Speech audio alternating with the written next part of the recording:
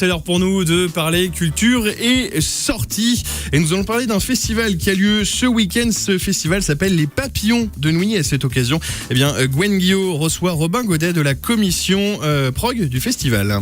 Oui, bonjour Guillaume, je suis bien à nos côtés de Robin Godet, membre de la commission de programmation du festival Papillons de Nuit. Bonjour Robin. Bonjour. Alors cette année, c'est la 15e édition de cet événement devenu incontournable à Saint-Laurent-de-Cuve en Normandie. Le festival promet encore une fois de retourner ce petit village de l'ouest de la France, avec pour cette édition 2015 des artistes tels que Placebo, Célassou, Yannick Noah, Ayam, Isia ou encore Christine and the Queen ou Fakir pour ce qui est des artistes nantais. Déjà, première question Robin, comment est organisée cette commission de programmation ? On travaille, on est 5 en fait, des bénévoles du festival. On travaille en général, le calendrier, on commence en septembre pour programmer, donc on fait tout un travail de veille, on va à des concerts, on va dans des festivals et puis sinon on voit aussi les propositions qu'on peut nous faire, de toute façon le boulot à la base c'est vraiment d'être sur une veille et être attentif aux tendances et aux groupes et aux artistes qui vont tourner et qui vont faire l'actualité musicale de l'année. Mais alors vous êtes 5 et comment sont réparties les tâches entre vous 5 ?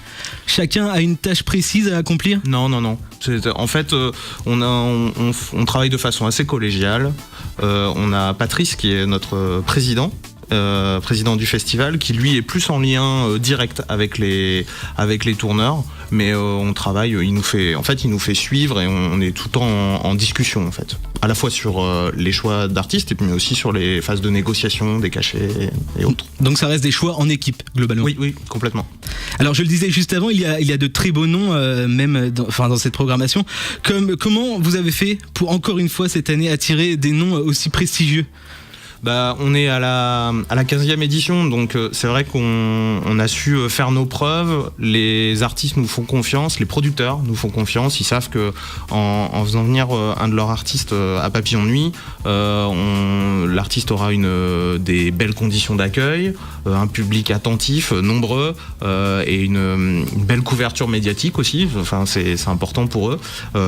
Donc voilà. Donc maintenant, en fait, on est plutôt à l'aise. Autant quand on démarre un festival, il faut se faire connaître par le milieu professionnel et par les artistes. Maintenant, au bout de 15 ans, en fait, on est sollicité, quoi. Donc c'est plutôt agréable.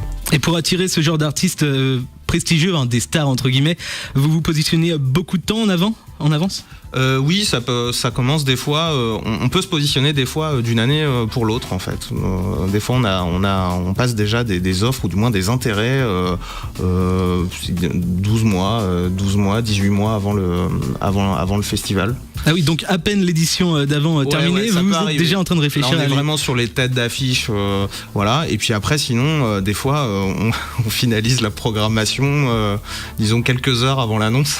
Ah oui, quand même. Donc oui, voilà. Donc c'est assez fluctuant en fonction des disponibilités. C'est un peu, des fois, on a quelques coups de chaud, mais bon, au final, on arrive à la boucler tous les ans.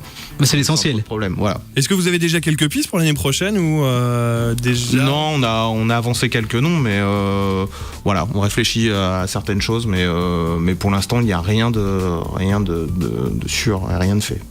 Et vous, Robin, quels sont vos coups de cœur cette année dans la programmation ?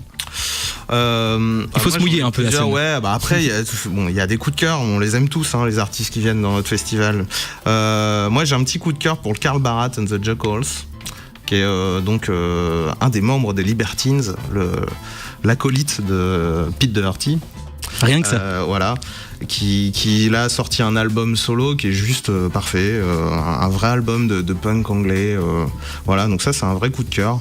Après forcément Placebo, c'est quand même un vrai plaisir de pouvoir accueillir des artistes comme eux, Christine and the Queens qui est incontournable cette année et qui va faire un concert magnifique, j'en suis sûr. C'est quand Christine and the Queen ? C'est vendredi. C'est vendredi. Oui. Ok. Comme Placebo ? Placebo c'est samedi. C'est samedi. Voilà. D'accord, très bien. Vous avez d'autres coups de cœur peut-être un peu plus pour parler peut-être des nouveautés, des jeunes talents ? Oui, alors on a un projet un peu particulier avec un artiste qui s'appelle Lewis Evans. Lewis, vous le connaissez peut-être, il a chanté, c'était le chanteur, le leader d'un groupe qui s'appelle les Lanskis. Et Lewis, là, on fait une production spécifique pour le festival avec plus de 70 musiciens amateurs. donc l'harmonie de Granville, un chœur de lycéens, enfin bref, plein de choses. Donc ça va vraiment être un moment fort. Et puis après, voilà, moi j'aime beaucoup Grand Blanc aussi, qui est un groupe dont on commence à entendre parler. Ils étaient notamment au Transmusical de Rennes. Exactement, je les ai vus au Trans. Voilà, ça va être pareil, ça fait partie des concerts. Je vais essayer d'aller voir si j'ai le temps. Et on commence à entendre parler beaucoup d'eux également. Ouais. Alors, on va parler d'un autre coup de cœur. On va justement s'écouter un titre d'un groupe programmé samedi à 17h au Papillon de Nuit. C'est le quatuor américain Saint Motel, toujours avec l'accent, avec leur musique venue de Los Angeles. My Tape sur le son unique à Nantes. Et nous, on revient juste après avec Robin Godet, chargé de la programmation du festival.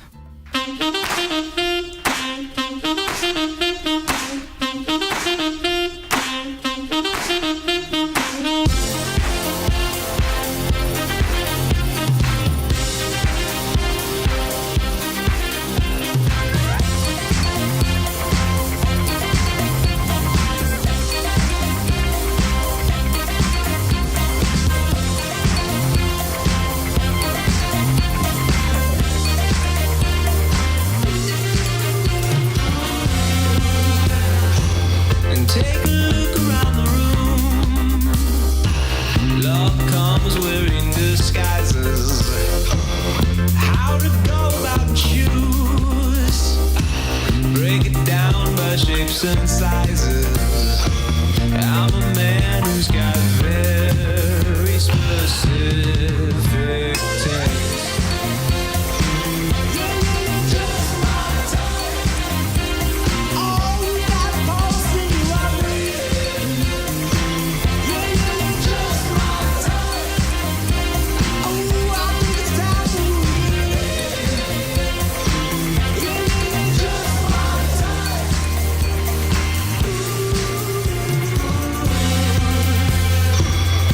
When there's loving in the air, don't fight it, just keep breathing. I can't help myself but stare. Double check for double me. À l'instant, Saint Motel avec le titre My Type que vous pourrez bien sûr retrouver à l'affiche du festival des Papillons de Nuit. On va rester justement sur cette affiche des Papillons de Nuit avec Romain Godet et cette question. J'ai l'impression, c'est peut-être qu'une impression d'ailleurs, mais qu'il y a toute une partie de la programmation qui est un peu plus urbaine et qu'on n'avait pas avant. On a toujours programmé un petit peu d'artistes dits de musique urbaine. Là, cette année, on en a particulièrement. Bon, on a un petit peu l'ambassadrice des musiques urbaines avec Lauryn Hill, forcément, qui jouera du coup dimanche. Ayam aussi. Mais Ayam aussi, et puis des découvertes comme Big Flo et Oli. Dimanche également. Dimanche aussi, et puis des choses un peu plus ce qu'on appelle du beatmaking, quoi. Donc la fine équipe qui est quand même qui est une valeur sûre aussi des musiques un peu hip-hop, un peu hybrides. Voilà. Donc oui, c'est vrai. Et Black M aussi qui cartonne en ce moment quand même et qui sera là le dimanche également. Il risque d'attirer beaucoup d'adolescents. Oui. Ouais. Ça va ils être... attendent pied ferme. Je pense que lui aussi. Ah bon? Ah ouais. Bah de toute façon, il habite. non, mais je sais qu'il fait vraiment beaucoup de zénith. La tournée est très très belle. Il y a énormément de monde, beaucoup de jeunes. Donc c'est super quoi. C'est un bel artiste. Alors Robin, pour parler chiffres à présent, les Papillons de Nuit, c'est plus de 600 000 festivaliers accueillis depuis le début, je me trompe pas à peu près. Ça doit être ça, ouais. C'est ça. Et il n'y a pas que la famille des festivaliers, il y a aussi celle des bénévoles. L'association ROC en baie, ou Rock en baie. Rock en baie. Rock en baie, c'est mieux. Qui organise le festival, c'est plus de 1300 bénévoles. Est-ce que vous pouvez nous parler de cette autre famille concernant les bénévoles? Comment on gère autant de bénévoles pour un événement pareil? Alors, il n'y a pas 1300 bénévoles à l'année, il y a donc un bureau d'une trentaine de membres. Qui est donc un conseil d'administration en fait de gens bénévoles qui travaillent tous en commission. Alors on a parlé de la commission programmation, mais il y a une commission pour la restauration, il y a une commission pour la billetterie, il y a une commission pour tous les Tout est compartimenté. Voilà, c'est ça. Donc du coup il y a une organisation comme ça, et après pendant l'exploitation, pendant le festival, là on arrive au pic des 1300 bénévoles, donc des gens qui viennent un petit peu avant le festival pour le montage, un peu après pour le démontage, mais du coup on a carrément des familles entières Pour info, Saint-Laurent-de-Cuve, c'est un village de 500 habitants. Donc là, on est 1300 bénévoles, alors qu'il n'y a que 500 habitants dans le village. Autant dire que c'est toute la région qui se mobilise pour ce festival et qui vient participer, donner la main et aider le festival. Donc ça, c'est vraiment une famille, quoi. Et c'est ce qui fait aussi la particularité de Papillon de Nuit, quoi. C'est que c'est une association et les bénévoles amènent une dynamique différente. Alors Robin, vous parliez du village qui accueille ce festival. J'ai lu qu'il y a 15 ans, c'était le premier objectif de l'événement était d'insuffler une dynamique culturelle dans cette région, parce que entre autres, ce village était loin des grandes zones urbaines. Comment réagit aujourd'hui la municipalité par rapport au fait que cet événement ait pris beaucoup d'ampleur ?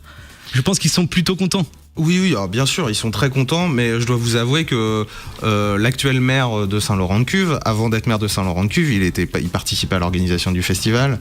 Et il faisait quoi ? Il était responsable de la sécurité. D'accord. Mais du coup, là, on travaille vraiment main dans la main avec la municipalité.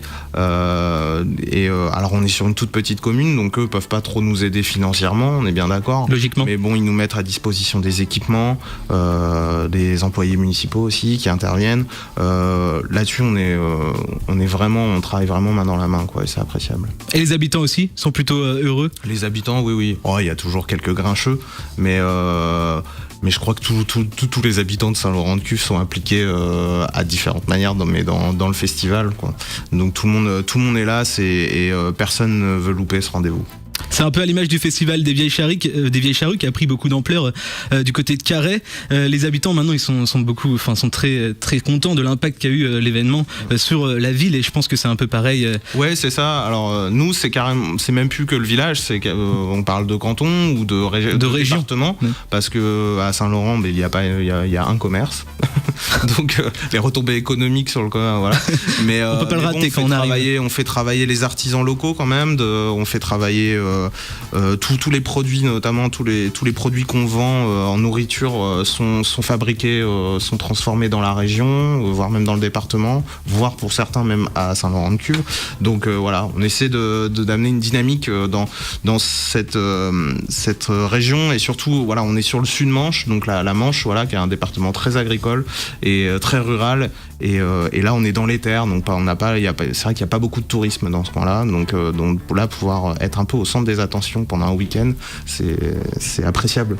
Ah oui, c'est pas étonnant. Pour revenir à la billetterie, Robin, est-ce que vous pouvez nous parler des passes, des passes qui restent à disposition des spectateurs, des festivaliers? Il me semble qu'il y a plus de passes 3 jours, c'est ça? Non, les passes 3 jours sont en rupture. Donc maintenant, il reste des passes à la journée. Donc ils sont disponibles, vous pouvez commander dans tous les points de vente habituels et sur papillondenuit.com, bien sûr. Et alors j'ai lu que c'était pas très étonnant, mais il faut savoir que le tarif d'un pass 3 jours au Papillon de Nuit, c'est à peu près l'équivalent d'une place de concert à un Zénith. Ouais, c'est ça. On a toujours voulu. On a une politique tarifaire en fait, vraiment. L'idée c'est de rendre l'événement accessible à tout le monde. Donc les enfants de moins de 11 ans ne payent pas leur place, par exemple. Belle initiative. Merci. Et puis surtout, voilà, même quand on regarde par rapport à d'autres festivals en France de cette envergure, on est quand même les moins chers, quoi.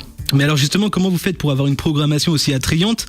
Et à contrario, les places, les tarifs sont plus faibles que les autres festivals en France. Et déjà, le fait d'avoir beaucoup de bénévoles et de gens qui se mobilisent bénévolement pour ce festival, ça permet quand même de faire de sacrées économies.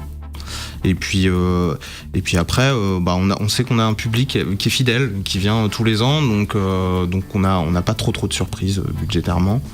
Voilà. En tout cas, pour ce qui est de la météo de ce week-end, parce que oui, je passe de la billetterie à la météo, ça n'a strictement rien à voir, mais c'est pas grave. Sauter du coq à l'âne. Exactement, Guillaume. Et la météo va être plutôt bonne? Vous êtes confiant? Certain, mais oui. Bon, on espère qu'il y aura du monde. Il pleut jamais en Normandie. Vous allez essayer de battre le record de l'année dernière, plus de 55 000 spectateurs et festivaliers. L'année dernière, 70 000. 70 000 l'année dernière. On croise les doigts. Et vous attendez cette année plus de... allez, 70 000. On dit 70 000, ouais. On dit 70 000. Merci beaucoup Robin Godet, chargé de la programmation du festival Papillon de Nuit, reconnu comme le plus grand événement musical de Normandie. Et on comprend mieux en voyant une nouvelle fois la programmation de cette année qui est juste incroyable et très éclectique. Un festival qui a donc 15 ans et qui persiste et signe dans la durée. Et contrairement à son nom, il est loin d'être éphémère ce festival. Merci beaucoup Robin Godet. Merci à vous. À très bientôt sur scène. Et puis je rappelle qu'on a des places à vous offrir pour la soirée du vendredi avec notamment, pour ne citer que, The Avener. I can hear the birds. I can see the fly. I can see the sky. Je vois aussi sur mon petit écran s'il a sous, c'est sympa ça.